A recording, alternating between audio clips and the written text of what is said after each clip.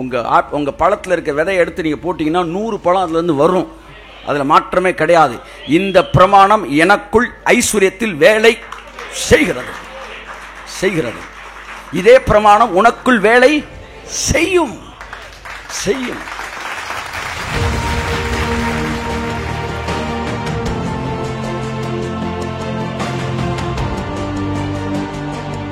என் அன்புக்குரியவர்களே,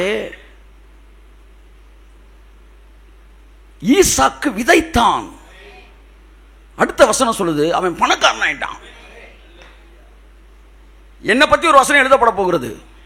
ஜஸ்டின் ஐஸ்வர்யவானாகி வரவரவிருத்தியடைந்து அவன் மகா பெரியவனானான் என்கிற வசனம் எழுதப்படும் என்றால், அதற்கு முந்தைய வசனம் இப்படி எழுதப்படும், அவன் அந்த தேசத்தில் ஜஸ்டின் விதைத்தான். ஆமென்.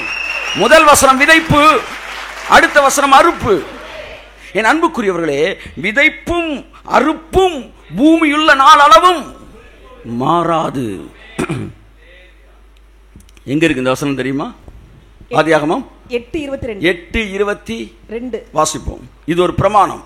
வாசிப்போம். பூமியில் உள்ள நாளளவும், பூமி உள்ள நாளளவும், பூமி இருக்கிற வரைக்கும். எல்லாம் தரையை தட்டி பார்த்துக்கங்க, பூமி இருக்கான்னு. இருக்கா? வானத்தில் இருக்கீங்களா? பூமி இருக்கா? இருக்கு. பூமி இருக்கிற வரைக்கும் விதைப்பும் அறுப்பும். விதைனா என்ன? 1. எல்லாம் சொல்லுங்க. அறுப்புனா என்ன? 100. எல்லாம் சொல்லுங்க.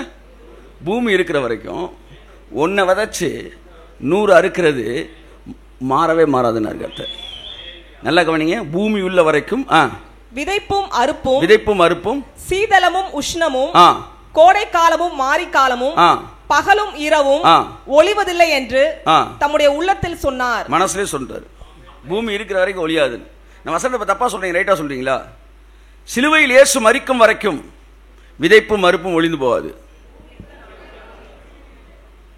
அப்ப கிமு மட்டும்தான் விதைப்பு அறுப்புமா? கிபியில வருதா? இல்ல சார், இயேசு எல்லாத்தையும் முடிச்சிட்டார் சார், பிரமாணத்தெல்லாம் அழிச்சிட்டார் சார். ஆமா, நல்லா தெரிஞ்சுக்காங்க. இயேசு சிலுவையில் ஒரு பிரமாணத்தை தான் தூக்குனாரு. அந்த பிரமாணத்துக்கு பேரு நியாயப்பிரமாணம். ஆனால் மொத்தத்தில் பைபிளில் 14 பிரமாணம் இருக்கு. நான் 13 சொன்னேன். இப்போ 2 நாளைக்கு முன்னாடி ஒரு பிரமாணம் அவர் பார்த்துருக்கு. 14 பிரமாணம் இருக்கு. இந்த 14 பிரமாணத்தை இயேசு என்ன செய்யலை? சிலுவையில் அழிக்கலை, நேரடியாய் அழிக்கவில்லை. ஒரே ஒரு பிரமாணத்தான் காலி பண்ணார். என்ன தெரியுமா? மோசே எழுதின நியாயப்பிரமாணம். அதை தான் தூக்குனார். மற்ற 13 இன்னும் ஆப்ரேஷனில் தான் ஆப்ரேட் ஆகிட்டு தான் இருக்கு. அதில் ஒன்று தான் இயற்கை பிரமாணம். இயற்கைக்கு ஒரு பிரமாணம் வச்சார். என்ன தெரியுமா?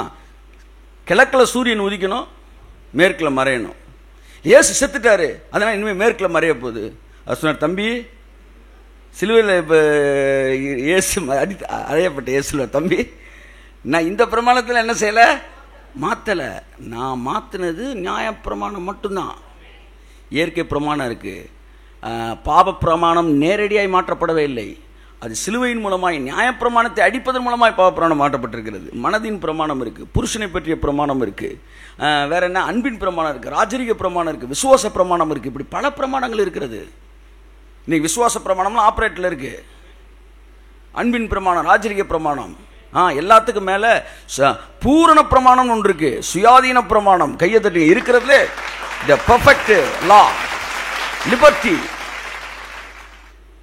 இந்த பிரமாணம்லாம் இப்ப அப்படியே ஆக்டிவேஷன்ல இருக்கு. ஒன்னதான் தூக்குனாரு. எது? நியாய பிரமாணம். இவன் என்ன சொல்லிட்டான்? விதைப்பறுப்பும் கிடையாது இனிமே. யார் சொன்னது? இயேசு சாகிறதுக்கு முன்னாடி பந்த மேல தூக்கி போட்டா எங்கதான் விழுகும்? அதான் புவியீர்ப்பு விசை, இயற்கை பிரமாணம். இயேசு மரித்த பிறகு மேலே போட்டால் மேலே போயிருதா? கீழே தான் வருது. என்ன சார் மாறலை? இதெல்லாம் நான் மாற்றலப்பா.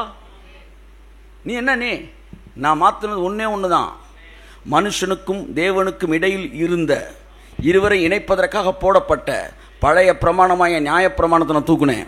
மற்ற பிரமாணம்லாம் செயல்பாட்டில் இருக்கிறது. இப்போ நான் என்ன பிரமாணம் பேசிட்டு இருக்கேன் தெரியுமா? இயற்கை பிரமாணம். உங்க பழத்தில் இருக்க விதையை எடுத்து நீங்கள் போட்டிங்கன்னா 100 பழம் அதுலேருந்து வரும். அதில் மாற்றமே கிடையாது. இந்த பிரமாணம் எனக்குள் ஐஸ்வர்யத்தில் வேலை செய்கிறது. இதே பிரமாணம் உனக்குள் வேலை செய்யும்.